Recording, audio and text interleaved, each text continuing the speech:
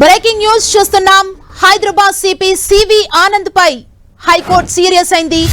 పాత బస్తీలో యువతి అదృశ్యం కేసును పట్టించుకోకపోవడంపై హైకోర్టు ఆగ్రహం వ్యక్తం చేసింది.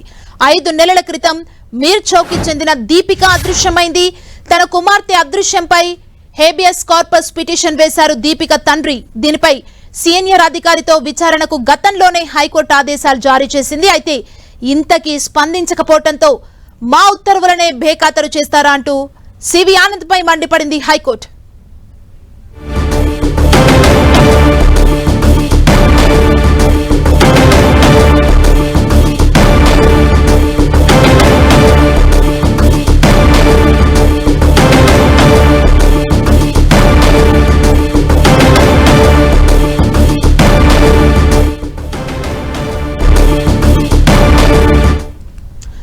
హైదరాబాద్ సిపి సివి ఆనంద్ పై హైకోర్టు సీరియస్ అయింది. పాత బస్తీలో యువతి అదృశ్యం కేసు పట్టించుకోవడం లేదంటూ హైకోర్టు ఆగ్రహం వ్యక్తం చేసింది. ఇదే అంశానికి సంబంధించి మరిన్ని డీటెయిల్స్ మా ప్రతినిధి సునీల్ అందిస్తారు. సునీల్, పాత బస్తీ మిస్సింగ్ కేసులో పోలీస్ కమిషనర్ వహించారని గతంలోనే హైకోర్టు కొంత సీరియస్ కావడం, దీనిపై ఏపీ ఆర్సీ చేసిన ఒక సీనియర్ అధికారితో హైకోర్టు ఆదేశాలు జారీ కూడా Medak police commissioner CV Anand పట్టించుకోకపోవడంతో కొంత కోర్టు సీరియస్ వ్యక్తం చేయడం. వెంటనే దాదాపు 150 రోజులు పూర్తిగా మిస్సింగ్ కేసుని ఇప్పటివరకైతే ఎందుకు పట్టించుకోవడం లేదని హైకోర్టు మరోసారి ఆజ్ఞానం వ్యక్తం చేసింది. అయితే తన కుమార్తె మిస్సింగ్ అయిందని పోలీసు పరీక్షలంటూ హైకోర్టులో హేబియస్ కార్పస్ పిటిషన్ ని తన దీపిక తండ్రి దాఖలు చేసింది. దీనిపై విచారించిన కోర్టు వెంటనే సీనియర్ అధికారికి